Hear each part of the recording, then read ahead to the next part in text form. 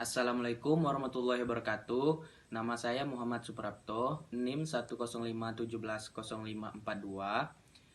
Saya dari Prodi Ilmu Pemerintahan semester 6, Lokal A.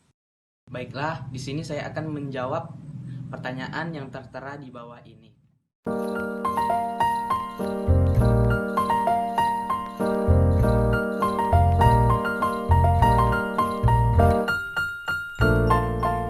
Kerugian negara adalah menurut pasal 1 ayat 22 Undang-Undang Nomor 1 Tahun 2004 tentang Perbendaharaan Negara, dan juga dijelaskan pada pasal 1 ayat 15 Undang-Undang Nomor 15 Tahun 2006 tentang Badan Pemeriksa Keuangan, di mana kerugian negara itu adalah kekurangan uang, surat berharga, dan barang yang nyata dan pasti jumlahnya sebagai akibat perbuatan melawan hukum baik sengaja maupun lalai.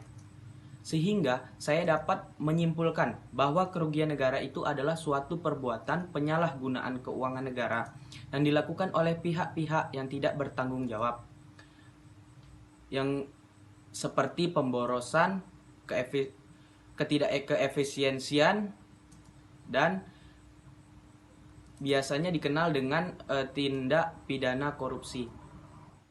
Lanjut, 4 perbuatan yang menyebabkan timbulnya kerugian negara. Yang pertama itu korupsi. Korupsi itu adalah suatu tindakan yang merugikan negara. Contohnya yang dilakukan oleh Jiwasraya. Yang kedua tentang pengadaan barang dan jasa yang tidak sesuai. Contohnya itu seperti EKTP. Dalam kasus ini telah dianggarkan sekitar 5,9 triliun.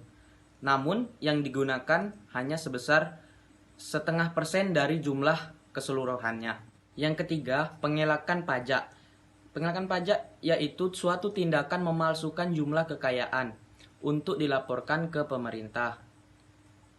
Itu agar terlihat hartanya tidak terlihat banyak. Contohnya dia punya misalnya kekayaan sekitar 20 juta, tapi yang dilaporkan itu hanya setengah dari itu. Yang keempat, pencucian uang. Maksudnya ini menyamarkan dan menyembunyikan asal-usul uang tersebut dari pemerintah.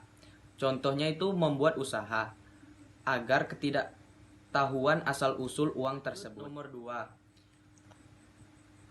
Di sini saya sudah melihat wawancara Bapak Ahok yang diunggah 5 tahun yang lalu.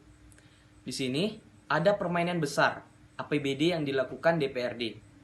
Pada dasarnya, APBD ini sebenarnya untuk mensejahterakan rakyat.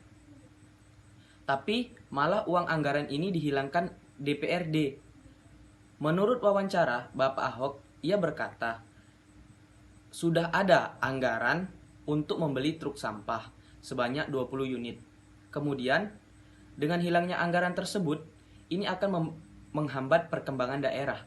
Jadi, menurut saya, sistem anggaran APBD harus transparansi, karena ketika sistem penganggaran tidak transparansi, maka dapat memunculkan dugaan-dugaan penyelewengan oleh oknum yang tidak bertanggung jawab untuk keperluan mereka sendiri. Baiklah, di sini saya melanjutkan pertanyaan nomor 3.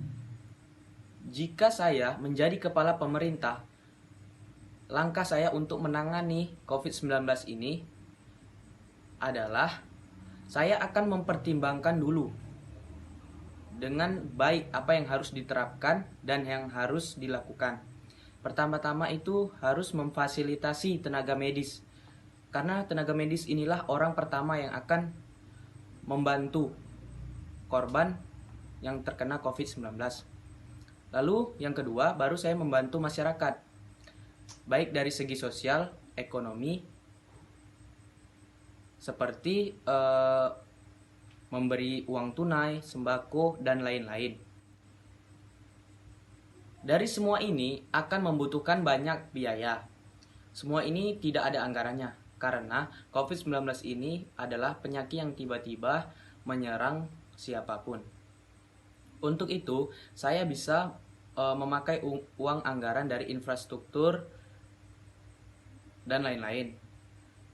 Karena menurut saya belum ada gunanya juga infrastruktur dibangun apabila masyarakatnya belum bisa menikmatinya.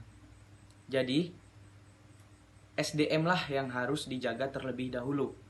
Apabila setelah COVID-19 ini selesai, maka baru kita memikirkan uang anggaran yang kita pakai sebelumnya, seperti uang anggaran infrastruktur,